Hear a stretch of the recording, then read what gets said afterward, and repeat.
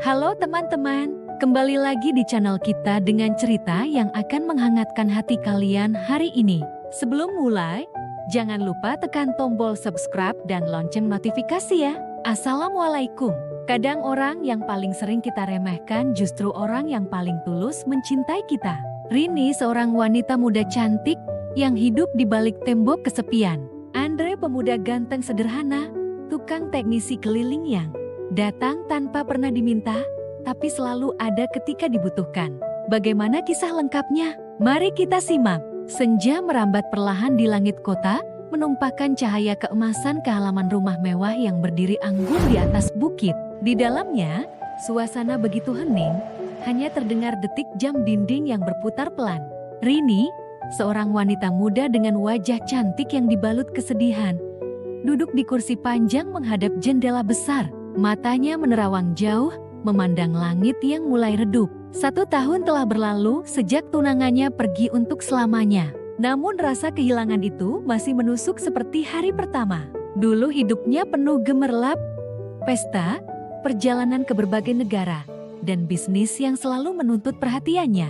Namun, semua itu kini terasa hambar. Sejak meninggalnya sang tunangan, hatinya membeku. Rumah yang dulu selalu ramai kini hanya menyisakan gema langkahnya dan suara lembut Mbok Iem, asisten rumah tangga paruh baya yang telah bekerja dengannya bertahun-tahun.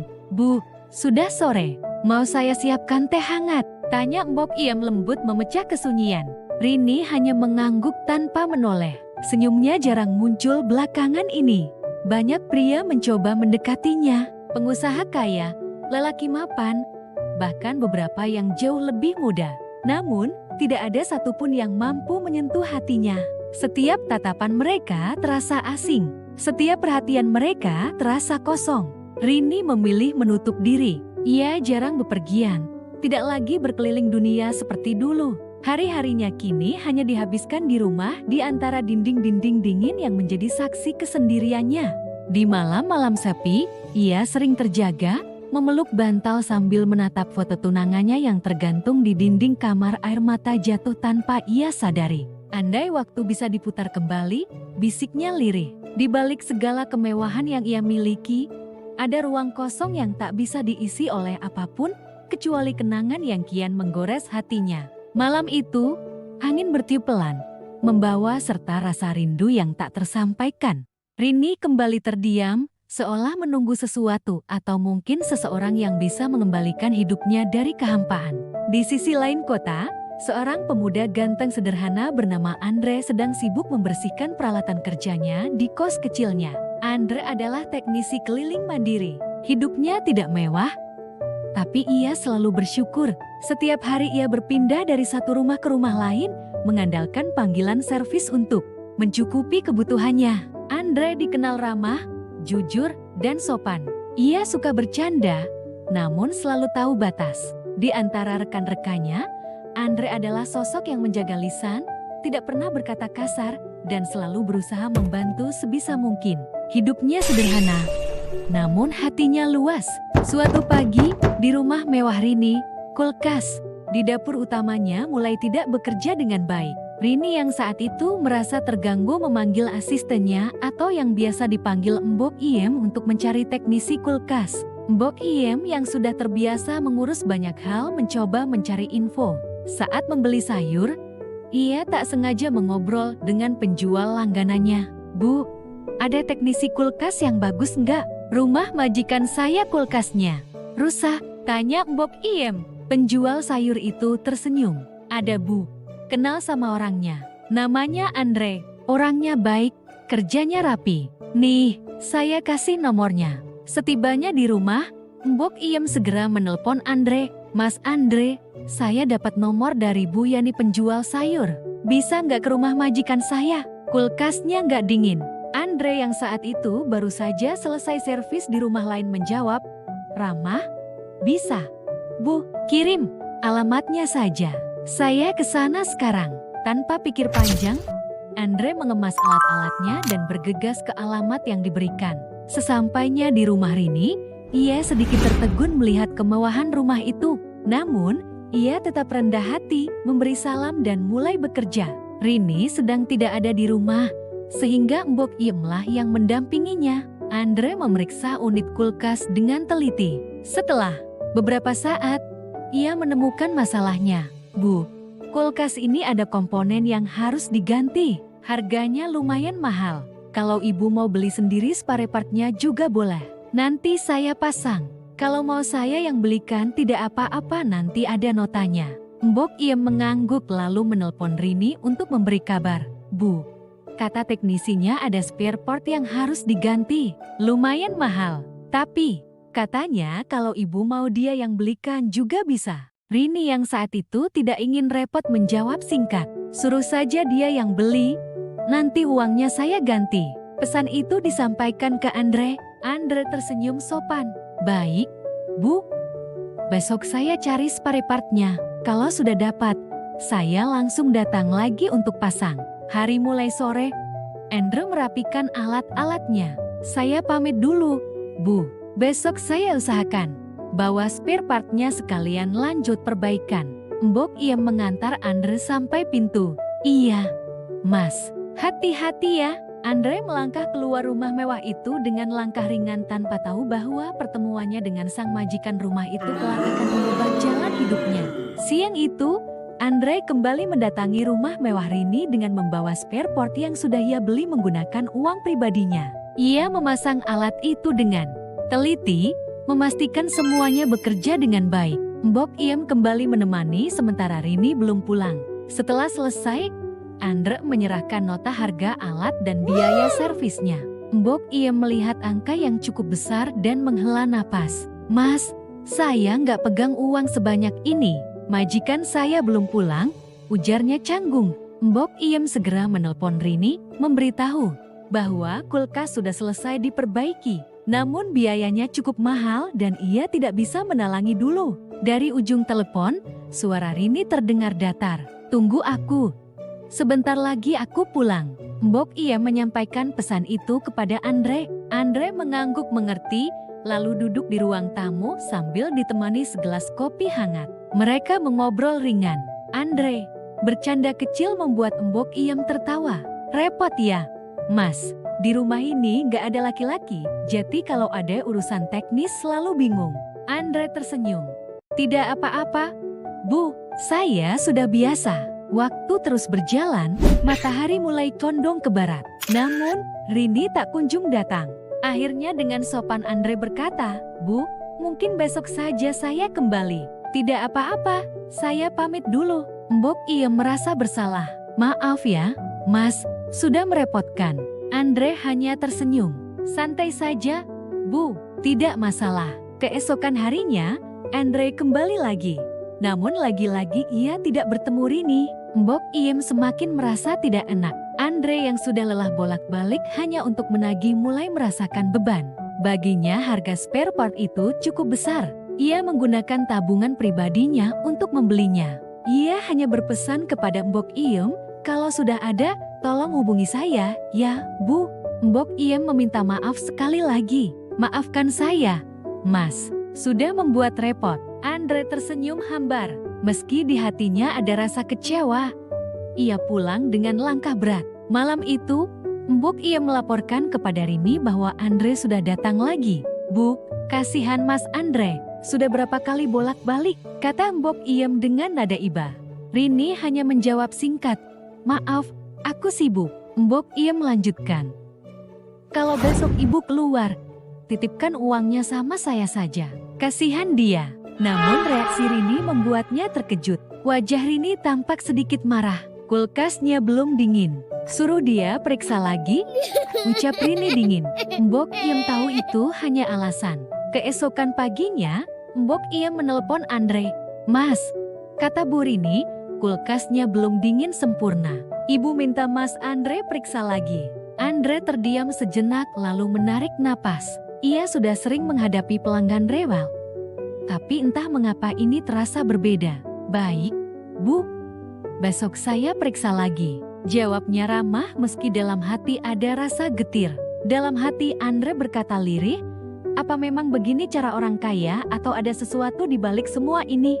Namun sebagai orang yang selalu menjaga sikap, ia tetap datang.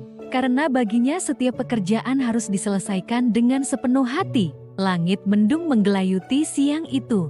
Andre kembali menginjakkan kaki di halaman rumah besar ini, membawa alat servis dan secuil harapan bahwa urusannya akan selesai hari ini. Saat memeriksa kulkas, ia bingung karena semuanya tampak baik-baik saja. Tidak ada masalah teknis, tidak ada kerusakan baru. Setelah memastikan semua normal, Andre menemui Mbok Iem. "Bu, kulkasnya baik-baik saja, tidak ada kerusakan," ucapnya hati-hati. Mbok Iem mengangguk pelan. "Saya percaya, Mas. Tapi memang Bu Rini yang minta diperiksa lagi." Ia tampak tidak enak hati. "Seandainya saya punya uang, sudah saya bayarkan dari kemarin." "Maaf ya, Mas." Andre hanya tersenyum sabar. "Tidak apa-apa, Bu, saya mengerti." Mbok Iem selalu bercerita pelan. Sejak tunangannya meninggal, Bu Rini berubah, lebih tertutup, gampang tersinggung, dan seperti selalu ingin sendiri. Andre hanya mengangguk mendengarkan. Ia belum pernah sekalipun melihat sosok Rini. Hujan tiba-tiba turun deras, menggenangi pelataran rumah.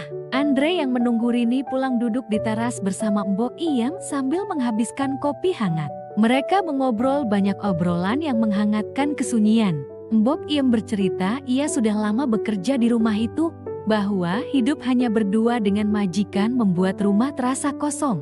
Kadang repot juga nggak ada laki-laki. "Mas mau ganti galon angkat gas susah semua," katanya sambil tertawa kecil. Andre tersenyum.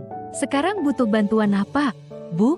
Bilang aja. Mumpung saya di sini gratis, nggak usah bayar." Canda ringan itu membuat mereka seperti ibu dan anak yang sedang melepas penat di tengah hujan. Tak lama kemudian, suara mobil terdengar. Rini akhirnya pulang. Andre berdiri memberi hormat. Ia sedikit kaget. Wajah Rini ternyata begitu cantik, berkelas namun dingin. Andrea langsung menunduk, menjaga sikap. Mbok Iem memperkenalkan Andre. "Ini Mas Andre, Bu, teknisi kulkas." Rini memandangnya sekilas. "Kulkasnya sudah dicek lagi." Andre mengangguk sopan. "Sudah, Bu. Berapa notanya?" "Rp550.000, Bu. Nota ada sama Mbok Iem."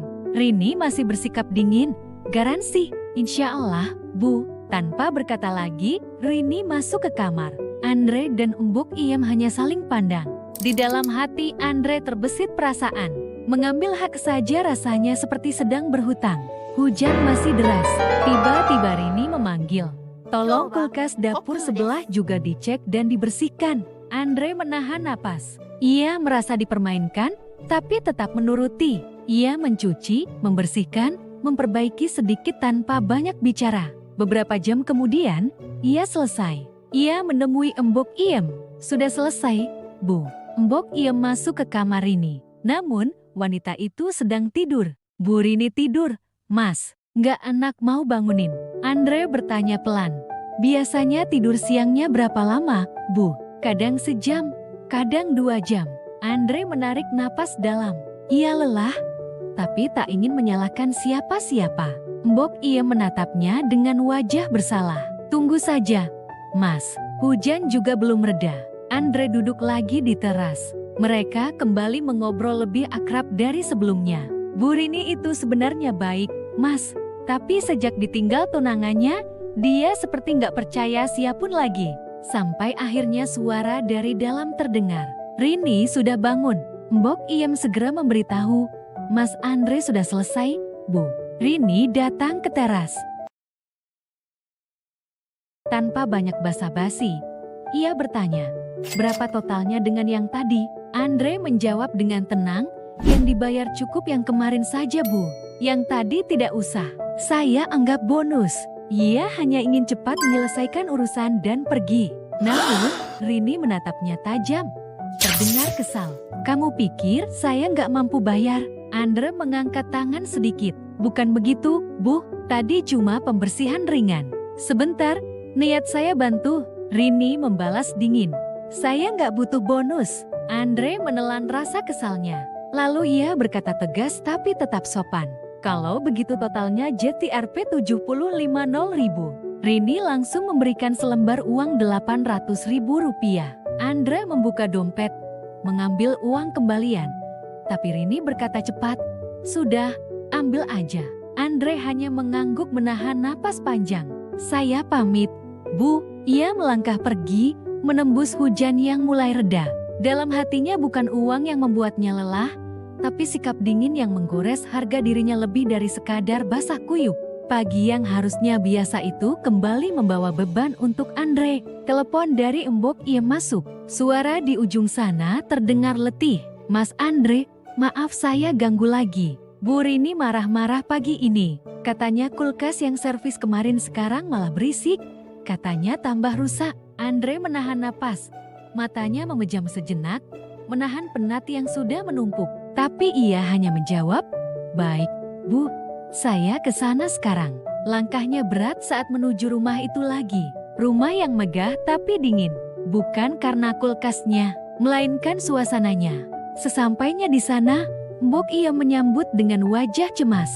Namun sebelum sempat bicara banyak, suara Rini sudah terdengar keras dari dalam. "Masih aja datang. Gimana sih kerja kamu? Kulkas itu kemarin cuma kotor. Kenapa sekarang malah berisik? Mau rusakin semua?" Andre menunduk, berusaha menjaga wajahnya tetap tenang. "Saya minta maaf, Bu. Saya periksa sekarang." Dengan teliti, Andre mengecek kulkas. Benar, ada plastik kecil terselip mengenai kipas. Ia membetulkan dengan hati-hati. Mbok Iem menemaninya dalam diam yang penuh ketegangan. Saat sedang membereskan alat, mata Andre tertumbuk pada sebuah bingkai foto. Di dalamnya, seorang pria tampan berdiri berdampingan dengan Rini. Wajah Rini tampak berbeda, lebih hangat, lebih hidup. "Itu tunangan Bu Rini ya?" tanya Andre pelan. Mbok Iem mengangguk pelan. "Ya, Pak Andi orang baik. Sejak beliau meninggal, Bu Rini seperti berubah." Andre menatap foto itu, ada sesak yang ia rasakan. Entah kenapa, mungkin karena ia juga tahu rasanya kehilangan. Sebaiknya foto seperti ini disimpan dulu. "Bu, bukan untuk melupakan, tapi kadang kalau terus melihat malah nggak pernah sembuh." Ucapnya tulus, kalimat itu terdengar oleh Rini. Tanpa diduga, dari balik pintu, Rini muncul dan wajahnya memerah karena amarah. "Kamu siapa berani-beraninya sok menasihati hidupku?" Suara Rini menampar ruang yang sudah sunyi. "Kamu cuma tukang kulkas, kau bukan apa-apa, bukan kelas tunanganku. Jangan bandingkan dirimu dengannya, kau bukan siapa-siapa." Andre terdiam. Matanya menunduk, dadanya sesak. Pria macam kamu itu memang gampang dilupakan. Kerjanya ngaku-ngaku alat rusak, minta ganti biar dapat untung. Makan dari servis dan kebohongan. Mbok Iem terpaku. Andre hanya memegang erat tas peralatannya, menahan agar tangan tidak gemetar. Ia tahu harga dirinya baru saja diinjak, tapi ia menolak membalas. Rini masuk ke kamarnya, pintu dibanting. "Hening." Andre menoleh pelan ke Mbok Iem. "Saya pamit ya, Bu." "Mas, maaf ya, saya benar-benar tidak apa-apa, Bu," kata Andre dengan senyum lelah. Tapi di matanya ada luka yang dalam. Malamnya di kamar Andre duduk sendiri. Suara hujan menyelimuti luar jendela, tapi di dalam hatinya lebih deras dari hujan. Kata-kata Rini terus terngiang. "Kamu bukan kelas tunanganku, kamu cuma tukang kulkas. Makan dari servis dan kebohongan." Andre membuka dompetnya, mengambil uang yang sempat ia terima dari Rini kemarin. Ia menatap uang itu lama, lalu ia mengambil selembar kertas. Dengan tangan bergetar, ia mulai menulis. "Bu Rini, maafkan saya kalau selama ini kerja saya tidak memuaskan. Saya mengembalikan uang ini, meski alat itu memang benar rusak. Saya sadar saya bukan siapa-siapa. Saya hanya tukang servis yang makan dari keringat sendiri. Tapi saya tidak pernah menipu. Saya juga pernah kehilangan orang yang saya sayangi, ayah saya. Dan jujur saya masih menyesal sampai sekarang. Tapi saya belajar satu hal, jangan melampiaskan luka kita kepada orang lain. Luka tidak akan sembuh dengan menyakiti orang lain yang tidak bersalah. Saya tahu saya bukan level tunangan ibu, tapi saya juga punya harga diri. Dari awal saya datang ke rumah ini, saya sudah bisa merasa ibu tidak ikhlas membayar saya. Maafkan saya. Saya hanya ingin mengerjakan tugas saya dengan baik. Salam hormat, Andre." Surat itu ia lipat rapi, diselipkan dalam amplop bersama uang yang sudah diberi. Pagi harinya, Andre menemui Mbok Iem di luar rumah besar itu. Wajahnya tenang, tapi matanya bengkak menahan emosi semalam. Bu, ini tolong sampaikan ke Bu Rini. Tolong jangan dibuka ya, biar ibu sendiri yang baca. Mbok Iem menerima amplop itu dengan ragu dan rasa bersalah. Mas Andre, maaf, saya benar-benar minta maaf. Andre hanya tersenyum, menunduk sopan. Saya pamit. Bu, ia berbalik, melangkah pergi, tak menoleh sedikit pun. Di tangannya tak ada uang, tapi di punggungnya beban yang tak terlihat itu seolah lebih ringan. Ia tahu ada hal-hal dalam hidup yang tak bisa dibalas dengan logika, tapi bisa disembuhkan dengan ketulusan. Hari itu, rumah megah yang biasa diisi oleh diam dan kesepian terasa berbeda. Mbok Iem berjalan pelan ke kamar Rini, membawa sebuah amplop coklat yang telah dijaga rapi sejak pagi. Bu, panggilnya perlahan. Rini menoleh dari balik jendela. Wajahnya masih dingin, tapi matanya menyimpan kegelisahan. Mbok Iem menyodorkan amplop itu. Ini dari Mas Andre, katanya untuk ibu. Rini membuka perlahan dan ketika ia membaca isinya, mata itu tak mampu menahan basahnya. Surat sederhana tanpa dendam. Kalimat demi kalimat yang begitu jujur dan mengiris. Lalu ia melihat isi amplop. Sejumlah uang utuh, tak dikurangi sepeser pun. Rini terdiam lama. Dunia di sekelilingnya seperti berhenti. Ada sesuatu di dalam dirinya yang retak. Tapi bukan karena amarah, melainkan karena rasa bersalah yang tak tertahan. Beberapa hari berlalu, Rini menjadi lebih pendiam dari biasanya. Bahkan kepada Mbok Iem, ia hanya menjawab sepatah dua patah. Ia lebih sering duduk sendirian di kamar, menatap foto-foto mantan tunangannya yang masih memenuhi meja, dinding, dan lemari. Sampai suatu siang ia dalam sedihnya. Mbok, iya bu, tolong hubungi Mas Andre lagi. Aku ingin mengembalikan uang itu dan minta maaf. Mbok Iem tersenyum lirih mengangguk pelan. Ia lalu menghubungi Andre. Mas Andre, Bu Rini ingin bicara. Ia ingin kembalikan uang kemarin dan minta maaf. Andre terdiam sesaat di ujung telepon lalu menjawab dengan suara lembut. Maaf bu, saya benar-benar ikhlas. Saya tidak bisa datang. Insya Allah rezeki saya datang dari tempat lain. Mas, itu uangmu. Kamu yang belikan alatnya. Saya tidak apa-apa. Bu, saya yang minta maaf, bukan ibu yang repot. Panggilan berakhir. Mbok Iem menatap Rini yang dia menunduk. Saya tahu saya lancang, Bu, tapi apa yang dikatakan Mas Andre dulu ada benarnya. Rumah ini terlalu besar, terlalu sunyi. Foto-foto Pak Andi terlalu banyak, seolah beliau masih ada di sini. Melihat itu menambah luka. Rini menggigit bibirnya, bahunya mulai bergetar. Aku hanya tak ingin melupakan dia. Bukan dilupakan, Bu, tapi didoakan.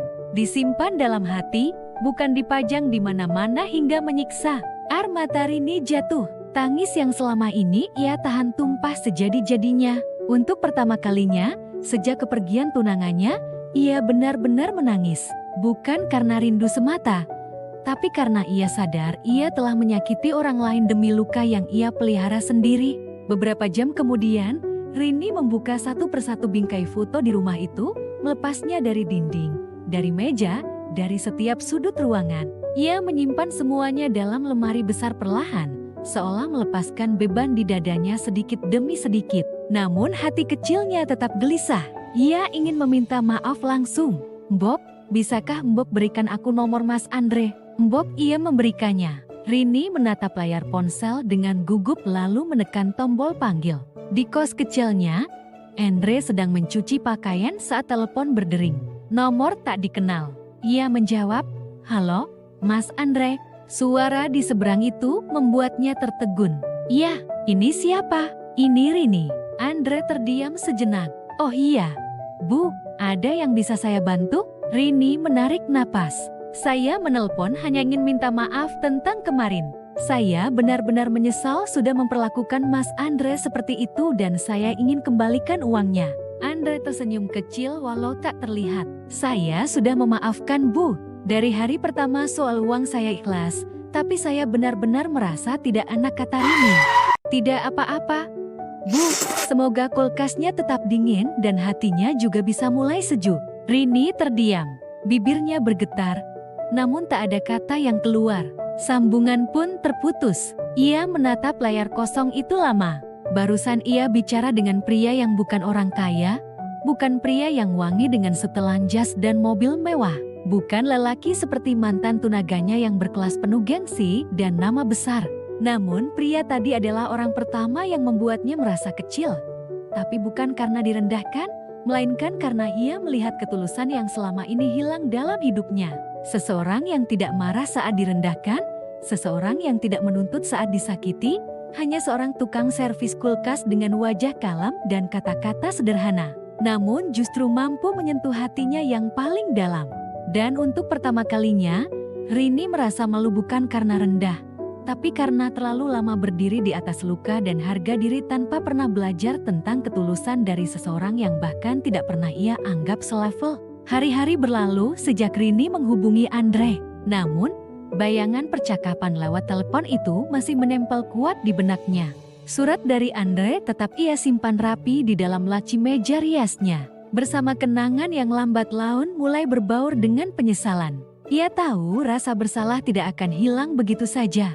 Hingga akhirnya pada suatu siang yang sepi, ia memberanikan diri mengetik pesan. Mas Andre, bolehkah saya minta tolong bisa datang ke rumah sebentar? Tak ada kata basa-basi, hanya permohonan yang tulus. Andre saat itu sedang menyelesaikan servis AC di rumah pelanggan lain. Ia menatap layar ponsel sejenak lalu membalas, "Insya Allah, Bu, setelah pekerjaan ini selesai. Tapi mohon maaf, bukan untuk uang itu. Soal itu, saya sudah ikhlas."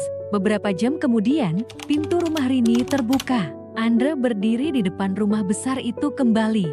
Namun kali ini suasana berbeda. Tak ada ketegangan. Tak ada rasa canggung yang terlalu menusuk. Rini dan Mbok ia menyambut dengan ramah. "Mas Andre, terima kasih sudah mau datang," kata Rini pelan. Di ruang tamu, Rini menyerahkan kembali amplop berisi uang yang dulu ditolaknya. "Saya mohon tolong diterima. Saya tidak enak hati." Andre menggeleng perlahan. "Bu Rini, saya benar-benar ikhlas. Anggap saja sedekah alat. Insya Allah saya tak akan kekurangan." Namun, Rini mendesak dengan nada lembut, tapi bersungguh-sungguh. "Aku minta tolong sebagai permintaan maaf, sebagai rasa hormat." Akhirnya Andre mengangguk, "Kalau begitu, baiklah saya terima. Biar hati ibu tenang." Tak lama kemudian, Mbok Iem muncul dari dapur. "Mas, sudah makan siang? Ayo makan dulu." "Oh, nggak usah repot-repot.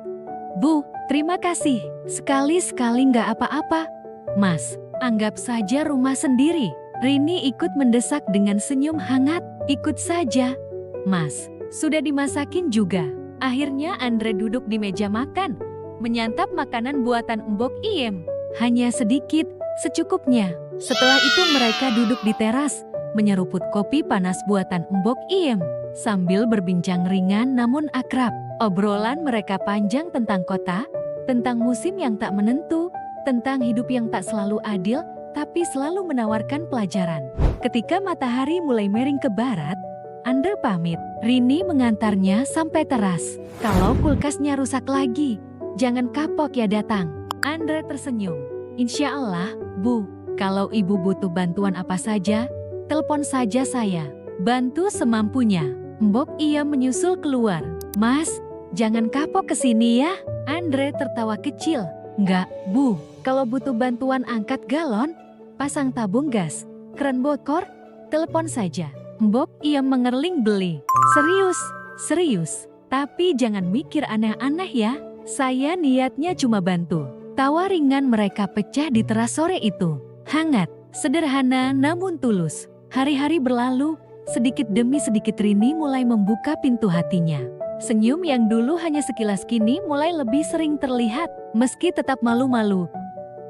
Bayangan mantan tunangannya masih sesekali singgah, tapi tak lagi menenggelamkannya sepenuhnya. Hidupnya kini mulai diwarnai hal-hal baru, termasuk kehadiran seorang pria pengusaha yang tampan, sopan, dan terlihat mapan. Di rumah besar itu, Mbok Iem tetap setia menjalani rutinitasnya. Usianya tak lagi muda, tubuhnya pun sering sakit-sakitan. Karena itu, ia sering mengandalkan Andre, teknisi keliling yang sudah seperti anak sendiri untuk membantu, mengantar ke puskesmas, membelikan obat, bahkan sekadar memindahkan galon air. Andre tak pernah menolak, tak pernah mau dibayar. Kalau bisa bantu, saya senang, Bu. Gak usah mikir ongkos. Begitu selalu jawabnya. Andre paham di rumah itu tak ada laki-laki lain dan Mbok Iem tidak lagi sekuat dulu. Ia tahu sekecil apapun bantuan yang bisa ia berikan itu berarti besar. Hari itu, Rini sedang keluar bersama pria pengusaha itu di sebuah kafe. Mereka tertawa lepas. Sementara itu di rumah, Mbok Iem tiba-tiba merasa tubuhnya goyah. Keringat dingin mengalir di pelipisnya. Nafasnya terengah. Dengan tangan gemetar, ia menelepon satu-satunya orang yang terpikir di kepalanya. Andre, tak sampai 10 menit. Andre sudah di depan rumah. Motornya masih panas. Ia langsung membantu Mbok Iem naik. Pegangan yang kuat ya, Bu. Pelan-pelan saja. Ujarnya cemas. Di puskesmas, dokter mengatakan hanya kelelahan dan tekanan darah rendah. Andre lega, lalu mengantar Mbok Iem pulang. Namun di tengah perjalanan, ponsel Mbok Iem berdering. Nama Bu Rini muncul di layar. Mbok Iem, rumah kosong. Ibu di mana? Suara Rini terdengar heran. Saya di puskesmas Bu, sudah mau pulang. Sesampainya di rumah, Rini sudah menunggu di ruang tamu bersama teman prianya. Pria itu tersenyum tipis lalu pamit. Kenapa nggak telepon saya? Kan bisa saya yang antar. Tanya Rini. Mbok Iem menunduk. Gak enak, Bu. Ibu kan lagi keluar. Andre pas lagi kosong. Andre berdiri sopan di dekat pintu. Saya pulang dulu, Bu. Gak usah bayar. Saya memang lagi gak ada kerjaan. Takutnya kalau Mbok Iem kenapa-kenapa. Rini hanya mengangguk singkat. Terima kasih, Andre. Hari-hari berikutnya, Andre masih sering datang membantu, mengangkat galon, memasang gas, memperbaiki AC, semua tanpa pamrih. Tapi Rini juga semakin sering dikunjungi teman prianya mereka keluar. Kadang hanya duduk di ruang tamu sambil bercakap-cakap lama. Suatu sore, colokan listrik di kamar Rini kanselit membuat sekering rumah anjlok. Mbok Iem langsung menelpon Andre. Begitu datang, Andre memeriksa dan menemukan colokan di kamar Rini sudah hangus. Mbok Iem meminta ia membeli colokan baru di toko. Saat Andre pergi, Rini datang bersama teman prianya. Mereka mengobrol di ruang tamu. Lalu Rini masuk ke kamarnya untuk mengambil sesuatu. Pria itu menyusul. Sebentar saja, tawa mereka berubah menjadi bisik-bisik mesra. Lalu bibir saling bertemu. Andre kembali lebih cepat dari perkiraan. Colokan baru di tangan. Ia masuk ke kamar Rini tanpa mengetuk. Karena pikirnya kamar itu kosong seperti tadi. Yang terjadi berikutnya seperti petir menyambar. Rini dan kekasihnya terlonjak kaget. Andre, apa-apaan kamu masuk kamar saya sanaknya? Suara Rini meninggi, matanya membelalak. Saya cuma mau pasang colokan. Bu, maaf, saya kira kamu keterlaluan. Dikasih hati malah ngelunjak. Sambung kekasih Rini, nadanya penuh tuduhan. Mbok Iem yang mendengar ribut-ribut dari dapur langsung datang mencoba menjelaskan bahwa Andre tidak tahu kamar itu sedang terisi. Tapi Rini sudah terlanjur marah. Mulai sekarang kamu gak usah datang lagi ke rumah ini, Andre, ucapnya tegas. Andre menunduk, kedua tangannya gemetar menahan rasa. Dia ingin menjelaskan, tapi kata-katanya tercekat. Baik, Bu, saya minta maaf. Ucapnya pelan, lalu berjalan keluar. Begitu pintu tertutup, Mbok Iem terdiam lama. Ada nyeri di dadanya, bukan hanya karena melihat Andre diperlakukan seperti itu. Tapi karena tahu kebaikan tulus itu baru saja dibalas dengan luka yang di luar biasa. Andre menyalakan motor perlahan. Senyum yang biasanya ia bawa saat pulang dari rumah itu tak muncul kali ini. Yang ada hanya tatapan kosong dan hati yang berat. Andre meninggalkan rumah Rini dengan langkah berat. Colokan baru dan obeng yang ia bawa tak jadi ia pasang. Listrik rumah itu tetap padam. Sekring masih anjlok. Rini tak tahu karena setelah memarahinya, ia langsung keluar lagi bersama kekasihnya. Lampu redup menggantung di langit-langit, kipas angin berputar malas, tapi yang berputar lebih kencang adalah pikirannya. Berkali-kali ia mengingat ucapan Rini yang menusuk telinga, tuduhan tanpa dasar, kata-kata kasar yang menghantam harga dirinya. Padahal ia datang hanya untuk membantu Mbok Iem. perempuan tua yang berumur sudah risih. Mungkin aku memang cuma tukang servis, bisiknya lirih, senyum pahit terbit di bibirnya. Tapi senyum itu cepat memudar, malu dan perih bercampur di dadanya seperti bara yang tak padam. Menjelang malam, Rini pulang. Rumah besar itu sunyi gelap. Begitu ia membuka pintu, cahaya dari lampu emergensi di meja tamu adalah satu-satunya penerang. Mbok Iem duduk sendirian di kursi, wajahnya temaram. "Bu, kok gelap begini? Listriknya mati?" tanya Rini heran. "Iya, Bu, sekeringnya anjlok, ada colokan yang konslet," jawab Mbok Iem pelan. "Kenapa nggak panggil tukang?" Nada Rini terdengar sedikit kesal. Mbok Iem menghela napas. Tadi sudah Andre mau memperbaiki, tapi malah suaranya terhenti seolah enggan mengungkit. Rini diam sesaat lalu berkata, "Ya sudah, kalau begitu panggil tukang lain." Mbok Iem tersenyum tipis, tapi senyum itu pahit. "Tukang yang saya kenal cuma Andre, kalau ibu mau cari sendiri saja." Tadi Andre mau mengganti colokan di kamar ibu yang konslet. Awalnya ibu nggak ada, saya yang minta. Ucapan itu seperti memukul Rini. Ada rasa bersalah yang tiba-tiba menyelinap. "Oh, jadi begitu," gumamnya. Malam semakin larut. Rini mencoba menelepon PLN, tapi ia bahkan tak tahu nomornya. Hanya suara jangkrik di halaman dan desah angin yang menemani. Ia duduk di sofa.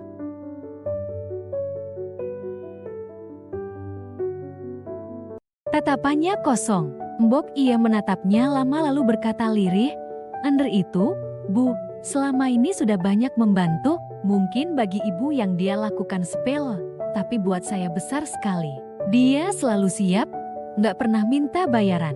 Selalu ada kalau saya butuh." Rini menghela napas pendek. "Saya tadi nggak tahu." "Kalau nggak tahu, jangan langsung memaki-maki, Bu. Andre juga manusia. Dia punya hati, punya perasaan. Setiap kali saya minta tolong, dia datang dan cuma dia satu-satunya yang saya tahu bisa diandalkan." Rini terdiam, ada rasa ingin membantah, tapi gengsi itu seperti menahan lidahnya. Mbok Iem menatapnya dalam-dalam, lalu berkata, sopan namun tegas, "Ibu itu sudah sering menuduh dia tanpa dasar. Hanya karena dia tukang servis, bukan berarti dia pantas diperlakukan begitu." Rini tak sanggup menatap balik. Kata-kata Mbok Iem berputar di kepalanya, mengulang-ulang kalimat yang ia lontarkan kepada Andre sore tadi. Kata-kata yang kini terasa lebih berat dari sekadar amarah sesaat. Tanpa menunggu jawaban, Mbok Iem bangkit. "Saya masuk kamar dulu, Bu." Suaranya datar, tapi langkahnya pelan, seakan menahan kecewa. Rini tetap duduk di ruang tamu. Rumah itu sunyi. Lampu emergensi memancarkan cahaya pucat yang membuat segalanya terasa dingin. Dan di dalam kepalanya hanya ada wajah Andre yang menunduk meminta maaf sebelum pergi. Keesokan paginya petugas PLN datang dan memperbaiki listrik. Tapi ada yang tak ikut kembali menyala. Kehangatan yang dulu pernah mengalir di rumah itu, hari-hari berjalan seperti air yang malas mengalir. Sejak malam itu, Andre tak pernah lagi datang. Telepon dari Mbok Iem pun tak pernah mengganggunya lagi. Bukan karena ia tak butuh bantuan, tapi karena ia tak mau membuat Andre kembali menjadi sasaran fitnah dan kemarahan Rini. Rini awalnya tak peduli kehidupannya tetap dipenuhi tawa. Tawa palsu dari pria yang kini menjadi kekasihnya. Namun lambat laun ia mulai melihat sisi lain yang selama ini ditutupi rayuan manis. Sering meminjam uang, menunda mengembalikan, bahkan mulai berani berkata-kata kasar. Hingga suatu siang di sebuah kafe, pertengkaran pecah. "Aku cuma minta uang balikku, itu uangku." Suara Rini meninggi. Pria itu tersenyum miring, matanya penuh meremehkan. "Ah, kamu ini perempuan gak tahu diri. Kalau bukan karena aku, kamu itu gak ada apa-apanya." Kata-kata itu menusuk, bukan hanya telinga, tapi harga diri Rini yang remuk. Saat itu juga ia berdiri, menatapnya dengan air mata yang ditahan. "Mulai sekarang kita selesai." Ia pergi meninggalkan kafe, tapi langkahnya berat, bukan karena kehilangan pria itu, tapi karena rasa bodoh yang menggantung di kepalanya. Ia sadar ia telah membuang waktu dan hatinya untuk orang yang hanya memanfaatkannya. Beberapa hari kemudian, Rini keluar rumah untuk urusan kerja. Sementara itu, di rumah besar itu, Mbok Iem mencoba mengangkat beberapa barang. Asam uratnya yang kambuh membuat kakinya goyah. Dalam sekejap, tubuhnya terhuyung dan jatuh. Panik, ia meraih ponselnya dan menelpon Rini berkali-kali. Tapi nada sibuk terus terdengar. Napasnya terengah, pelipisnya berpeluh. Dalam hati ia bergulat, haruskah ia menelpon Andre? Ia tak mau membebani, apalagi setelah semua kejadian. Tapi tak ada pilihan lain. Dengan jari bergetar, ia menekan nama Andre di kontak. Mbok Iem. Suara Andre di seberang terdengar terkejut. Andre, tolong aku jatuh. Suaranya lemah. Awalnya Andre ragu. Ada jeda sunyi di antara mereka, tapi akhirnya ia berkata pelan, "Tunggu Bu, saya datang." Tak sampai lama, suara motor Andre terdengar di depan rumah. Ia segera membantu Mbok Iem berdiri. Matanya penuh khawatir. "Bu, kita ke puskesmas sekarang." Di puskesmas, dokter meminta berkas-berkas identitas KTP, kartu BPJS. Mbok Iem menepuk dahinya. Semuanya tertinggal di rumah. Andre bingung. Ia tak mungkin kembali mengambilnya. "Bu, telepon Bu Rini saja, minta diambilkan," ucapnya pelan. Kali ini panggilan tersambung. Rini yang mendengar kabar itu langsung bergegas pulang, mengambil berkas dan menyusul ke puskesmas. Begitu tahu Rini akan datang, Andre merasa dadanya sesak. Ia menatap Mbok Iem sebentar lalu berkata, "Kalau gitu saya pamit dulu." "Bu, kenapa nggak tunggu?" tanya Mbok Iem heran. "Lain kali saja," jawab Andre singkat, lalu berbalik pergi. Tak lama setelah itu, Rini tiba. "Ibu, kenapa bisa jatuh? Siapa yang antar ke sini?" tanyanya. Mbok Iem menghela napas. "Asam urat saya kambuh. Mau angkat barang malah jatuh. Tadi sudah telepon ibu, tapi sibuk." Rini menelan ludah. "Terus siapa yang ngantar?" "Andre," jawab Mbok Iem pelan. Tapi dia sudah pulang. Rini terdiam. Ada sesuatu di dadanya yang tak bisa ia jelaskan. Campuran sesal, malu, dan rindu yang aneh. Malam itu mereka sudah kembali di rumah. Hujan turun pelan di luar jendela, membiarkan dingin merambat ke dalam. Di ruang tamu, Mbok Iem duduk sambil memegang secangkir teh. "Bu, saya ini sudah tua, badan sering sakit-sakitan. Saya rasa saya ingin berhenti saja istirahat di kampung," ucapnya perlahan. Rini tersentak. "Jangan, Bu, ibu itu sudah seperti keluarga. Saya nggak mau sendiri. Orang tua saya jauh di Sulawesi." Mbok Iem menatapnya dengan senyum sedih. "Saya tak ingin jati beban." Rini menggeleng cepat. "Kalau soal beban saya ini yang banyak merepotkan ibu, tolong pikirkan lagi, gaji ibu akan saya naikkan." "Ini bukan soal gaji Bu Rini, tapi Bu, saya benar-benar sendiri sekarang. Kekasih saya sudah bukan siapa-siapa. Sekarang ibu juga mau pergi." Suara Rini serak, matanya mulai berkaca-kaca. Mbok Iem menunduk. Ia tahu Rini sedang rapuh, hatinya pun luluh. "Baiklah, saya pikirkan lagi." Rini mengangguk lalu menatap lantai. "Saya sudah sering sekali bersikap kasar ke Andre. Saya ingin minta maaf." Mbok Iem hanya diam. Tatapannya sulit dibaca. Diam itu seperti keraguan. Seolah ia tak yakin Rini benar-benar akan berubah. Rini menyadarinya. "Tolong, Bu, hubungi Andre untuk saya." Pelan-pelan Mbok Iem menggalang. "Tidak, Bu, saya tak mau membebani dia lagi." Hujan di luar semakin deras. Rini menatap jendela, merasa seperti ada jarak yang semakin jauh antara dirinya dan seseorang yang dulu selalu ada. Malam itu, Rini duduk di kamarnya. Hujan gerimis membasahi kaca jendela, menorehkan garis-garis tipis yang seolah melukis kesepiannya. Di meja rias, fotonya dengan almarhum tunangannya menatapnya diam. Kenangan itu kembali menggerus hatinya. Ia sudah kehilangan tunangan yang ia cintai. Kekasih barunya pun ternyata hanya memanfaatkannya. Dan sekarang Mbok Iem, satu-satunya yang setia menemaninya di rumah, ingin mengundurkan diri. Rini menunduk, memeluk lutut di tepi ranjang. Rasanya rapuh. Seakan semua orang yang ia harapkan satu persatu meninggalkannya. Dan di tengah kesunyian itu, wajah Andre ikut muncul dengan tatapan kecewa membawa colokan baru yang tak pernah terpasang. Tanpa berpikir panjang, ia meraih ponsel dan mengetik pesan.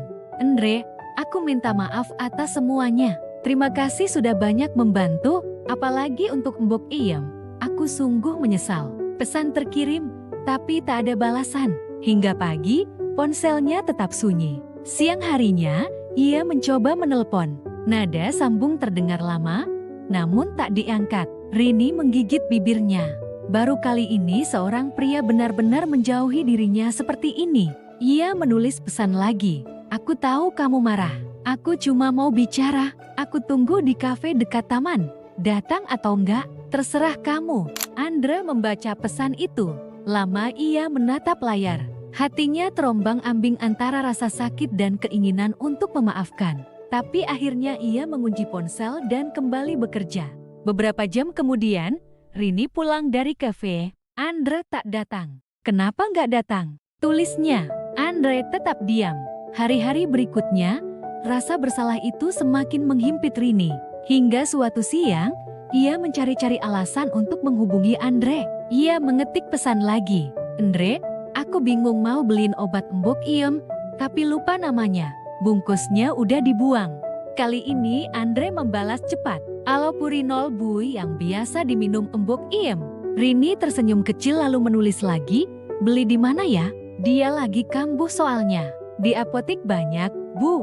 Balas Andre singkat. Rini mengetik lagi. Kalau gitu bisa minta tolong beliin, nanti uangnya diganti. Kasihan embok iem. Andre terdiam. Ia ingin menolak, tapi membayangkan embok iem kesakitan membuatnya luluh. Baik, nanti saya belikan sepulang servis. Sore itu, Andre tiba di depan rumah Rini dengan kantong kecil berisi obat. Ia menelepon embok iem untuk mengambilnya. Embok iem heran. Ia merasa tidak memesan obat. Rini tersipu dan berkata, bilang saja suruh dia masuk. Kaki ibu sakit kan? Embok iem akhirnya menelepon Andre masuk. Saat pintu dibuka, Rini berdiri di ruang tamu. Ada senyum canggung di wajahnya. Terima kasih ya Andre. Iya, Bu, saya pamit. Tapi sebelum sempat pergi, Mbok Iem datang membawa 2 cangkir kopi panas. Andre menatapnya heran. Loh, katanya kaki ibu sakit. Rini tersenyum malu. Itu cuma alasan. Andre mengerutkan dahi. Aku cuma mau minta maaf, Andre. Semua alasan itu cuma supaya kamu mau datang. Aku nggak tahu lagi cara bicara sama kamu. Andre terdiam. Kenangan saat dimarahi Rini masih segar. Kalau kamu mau memaafkan aku akan lega sekali. Lanjut Rini lirih. Mereka duduk di ruang tamu. Rini menunduk. Suaranya hampir berbisik. Kemarin kenapa nggak datang ke kafe? Aku nunggu lama banget. Aku lagi servis. Jawab Andre singkat. Kenapa nggak pernah balas pesanku? Masih marah ya? Andre hanya terdiam. Rini tersenyum tipis tapi matanya berkaca-kaca. Maaf ya Andre untuk semuanya. Tak ada kata bahwa ia dimaafkan. Tapi Rini tahu Andre setidaknya mau duduk di hadapannya lagi. Itu sudah cukup untuk malam itu. Setelah Andre pamit, Rini mulai sering mengirim pesan lagi tentang hal-hal sepele. Menanyakan kabar, atau sekadar membagikan foto makan malam. Hubungan mereka perlahan mencair. Suatu sore, Rini mengirim pesan. Aku lagi bosan. Boleh ikut kamu servis? Servis itu kerja, bukan liburan. Nanti malah bosan? Balas Andre dengan emotikan tertawa. Asal sama kamu, aku gak akan bosan.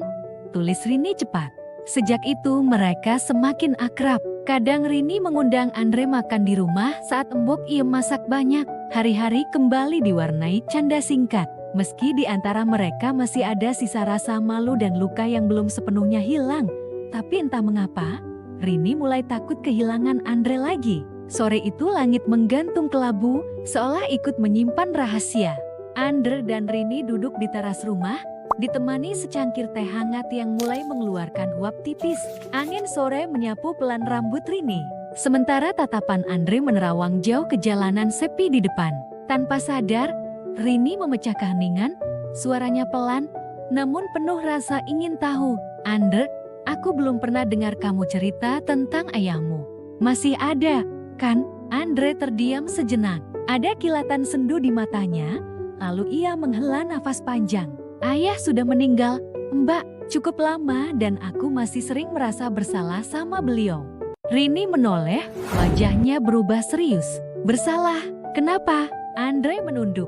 Jemarinya meremas lutut celananya, seolah menahan sesuatu yang berat di dadanya. Ayah itu orangnya gak pernah mikirin dirinya sendiri. Semua buat keluarga. Buat ibu, buat adik, buat aku. Walau beliau cuma petani. Waktu itu sawah gagal panen. Tiba-tiba ayah datang ke kos. Katanya mau pinjam uang buat beli sepatu dan baju sekolah adik. Tapi waktu itu aku lagi punya masalah, gak punya uang. Aku marah. Aku bilang, itu tanggung jawab ayah, bukan saya. Suaranya mulai bergetar. Ayah cuma diam, gak marah, cuma senyum tipis. Itu obrolan terakhir kami. Seminggu kemudian aku dapat kabar ayah meninggal. Kecelakaan kerja. Matanya basah. Rini ikut terdiam.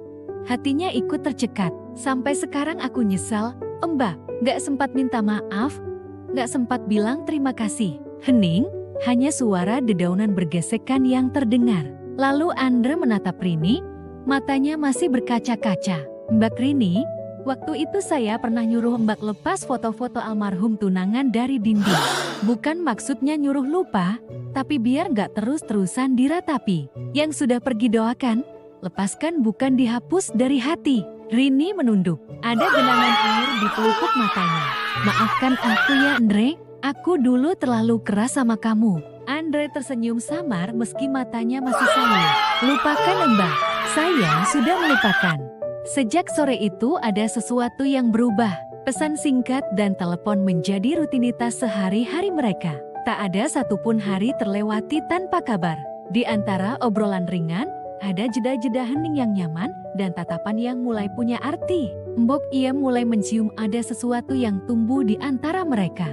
Rini duduk di ruang tamu sambil memeluk bantal. Tatapannya sesekali berpindah ke ponsel. Siang tadi, Andre sempat mengirim pesan. Mbak, tas alat saya ketinggalan di rumah Mbak. Sebentar saya ambil ya, soalnya besok pagi mau servis AC. Tapi jarum jam sudah hampir menyentuh angka 10 malam dan Andre tak juga muncul. Rini mulai gelisah, akhirnya menekan tombol panggilan. Jeti datang gak Andre? Aku udah ngantuk nih. Suaranya dibuat setengah menggoda, setengah kesal. Dari seberang terdengar suara terengah bercampur gemericik hujan. Mbak, motor saya mogok di jalan. Tadi mau ke rumah Mbak malah dorong motor ke bengkel. Sekarang masih nunggu di servis. Kalau Mbak ngantuk, tidur aja. Rini menghela napas panjang lalu tersenyum geli. Memangnya Anda nggak bisa servis sendiri? Katanya teknisi handal. Kalau AC atau kulkas sih saya jagonya. Mbak, tapi ini motor bukan AC atau kulkas, jawab Andre sambil terkekeh. Suaranya kalah oleh riuh hujan. Lagi di mana sekarang? Tanya Rini. Begitu Andre menyebut lokasi, Rini langsung berdiri mengambil jaket dan kunci mobil. Tunggu di situ, aku jemput. Lo ngapain repot-repot? Tas itu kan kecil, nggak penting-penting amat. Penting. Aku kasihan sama pelangganmu nanti kalau AC atau kulkasnya nggak dingin. Bisa kepanasan? Jawab Rini menahan senyum. Tak lama kemudian, mobil Rini berhenti di depan bengkel kecil dengan lampu temaram. Andre berdiri di bawah atap seng. Jaketnya basah, wajahnya lelah tapi tetap tersenyum. Mbak Rini, ini kenapa repot-repot banget sih? Gak apa-apa. Hitung-hitung cari nama baik, balas Rini sambil tersenyum tipis. Andre menahan tawa. Wah, ternyata Mbak Rini ini baik juga ya. Rini mencubit lengannya. Gombal banget kamu Andre. Tak lama, mekanik keluar dengan wajah serius. Mas, ini kerusakannya lumayan. Nggak bisa langsung selesai. Besok siang baru bisa diambil. Rini menatap Andre. Ayo, aku antar pulang. Nggak usah. Mbak, saya bisa naik angkot. Nggak ada debat. Ayo, Andre akhirnya menyerah. Dalam perjalanan Rini mengeluh manja. Tadi aku nunggu sampai kelaparan. Tahu nggak? Andre melirik. Matanya menyipit nakal. Bilang aja mau ditraktir. Rini terkekeh. Gak apa-apa sekali-sekali ditraktir tukang AC. Mereka mampir ke warung sederhana. Hujan masih merintik. Lampu-lampu jalan berkilau di genangan air. Obrolan mereka ringan. Kadang bercanda, kadang saling diam. Tapi diam yang justru terasa nyaman. Selesai makan, Rini menatap Andre. Andre, aku gak tahu kenapa. Tapi kalau dekat kamu rasanya tenang. Andre tersenyum miring. Wah gawat, jangan-jangan mulai suka sama aku. Rini tertawa kecil lalu terdiam sebentar. Kalau iya kenapa? Andre menatapnya lama, lalu tersenyum mencoba menyamarkan debar yang mulai tak terkendali. Mereka sampai di kos Andre. Sebelum turun Rini bertanya, "Besok pagi gimana servisnya? Motormu kan masih di bengkel?" "Ya, terpaksa nunggu motornya Jati baru servis," jawab Andre santai. Keesokan paginya, Andre sedang menyapu kos ketika terdengar ketukan pintu. Saat dibuka, Rini berdiri di depan pintu dengan jaket tipis, senyum lebar, dan kopi di tangan. "Sudah siap? Ayo, aku antar servis." Andre mengangkat alis. "Waduh, nanti saya nggak mampu bayar. Anggap aja ini tebusan kesalahan masa lalu," kata Rini sambil tersenyum misterius. Akhirnya Andre ikut. Servisnya kali ini cepat karena Andre sengaja mempercepat. Tak mau Rini bosan menunggu. Di perjalanan pulang, Rini menatap jalan sambil berkata, "Ada yang mau aku omongin? Ngomong aja. Perlu bantuan apa? Jangan sungkan. Asal saya bisa, pasti saya bantu," jawab Andre. Rini melirik Andre, "Kamu sudah punya kekasih?" Andre tersenyum. "Enggak, belum." "Gimana hubungan Mbak Rini sama yang itu? Sudah enggak? Sudah selesai?" "Ya udah santai aja. Dia sendiri yang nyesal," ujar Andre ringan. Rini tersenyum kecil. Kenapa bisa nyesal? Karena sudah menyia-nyiakan wanita cantik dan sebaik Mbak Rini. Rini tertawa pelan. "Masa sih, Mbak Rini itu nggak perlu pusing mikirin jodoh. Tinggal pilih mau cowok kayak apa. Mungkin 90% cowok normal mau sama Mbak Rini. Beda sama aku harus dipilih, nggak bisa milih," kata Andre sambil nyengir. Ernie pura-pura serius. "Kamu masuk yang mana? 90% atau 10% entah, yang jelas saya cowok normal," jawab Andre santai. Rini mengangguk. "Kalau gitu semoga kamu masuk yang 90%. Mobil melaju pelan. "Menurutmu aku cantik?" tanya Rini tiba-tiba. "Kayaknya iya sejauh ini," jawab Andre sambil menahan senyum. Rini tertawa. "Kamu suka aku?" "Iya, saat ini asal Mbak Rini nggak marah-marah lagi," jawab Andre sambil tertawa. Rini ikut tertawa lalu menatap Andre lembut. "Kalau aku suka kamu, gimana?" Andre tersenyum. "Ya, alhamdulillah." Rini menatapnya sebentar lalu berkata, "Kalau gitu kita ke rumahku ya, ngopi dulu." Malam itu hujan gerimis membasahi halaman rumah Rini. Setelah makan malam bersama, Rini dan Andre duduk di ruang tamu. Mbok Iem datang membawakan 2 cangkir kopi lalu pamit masuk ke dapur, memberi mereka ruang untuk berbicara. Rini menatap kopi di tangannya sejenak, lalu menghela napas. "Selama ini aku keterlaluan, Andre," ucapnya lirih. "Aku sering merendahkan kamu, tapi justru kamu yang paling tulus sama aku." Andre diam mendengarkan. "Aku cuma mau jujur malam ini," lanjut Rini, matanya sedikit berkaca-kaca. "Aku mencintamu, tapi kamu gak perlu balas perasaan ini kalau masih simpan dendam. Wajar kok kalau kamu masih marah karena perlakuanku dulu. Aku cuma gak mau menyembunyikannya lagi." Andre menatapnya lama. "Aku masih ingat waktu pertama kali ketemu Mbak Rini," katanya pelan. "Waktu itu aku langsung terpesona. Tapi juga ingat jelas gimana Mbak Rini marah-marah sama aku." Rini menunduk, jantungnya berdegup kencang. "Aku pernah kepikiran pengen banget balas perlakuan Mbak Rini dulu," lanjut Andre. Rini menelan ludah. Dia menunggu kelanjutan. "Tapi aku mau balasnya bukan pakai kebencian, tapi pakai cinta." Rini menatapnya.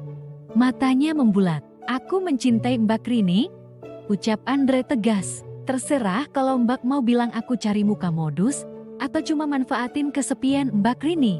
Aku nggak peduli. Aku cuma tahu, meski aku cuma tukang servis dan bukan selevel tunangan Mbak dulu, aku juga manusia. Manusia yang punya rasa cinta." Rini memegang tangan Andre erat. "Aku juga cinta kamu dan kamu bukan pelarian. Kamu rumah buat hatiku." Andre tersenyum. Beban yang selama ini mengendap di dadanya seperti luruh bersama hujan di luar sana. Rini lalu tersenyum nakal. "Kalau kita udah resmi jadian berarti sekarang aku boleh dong ikut kamu servis AC?" Jati asistennya Andre. Andre tertawa. "Waduh, nggak bisa, Mbak. Nanti aku malah nggak fokus." "Kenapa nggak fokus?" Rini pura-pura protes. Soalnya nanti aku cuma fokus lihatin Mbak Rini aja, jawab Andre sambil tersenyum lebar. Mereka tertawa bersama, saling menatap lama. Dan di luar sana hujan terus turun seperti ikut merayakan kisah dua hati yang akhirnya saling menemukan. Kisah mereka mengajarkan kita bahwa jodoh memang sudah diatur oleh Yang Maha Kuasa. Terkadang orang yang kita remehkan justru adalah orang yang ditakdirkan untuk menjadi pendamping hidup kita. Nah teman-teman, bagaimana menurut kalian kisah Andre dan Rini? Apakah mereka akan bersatu sampai ke pelaminan? Jangan lupa like, komen, dan subscribe kanal ini ya untuk mengikuti kelanjutan kisahnya. Sampai jumpa di cerita yang lainnya.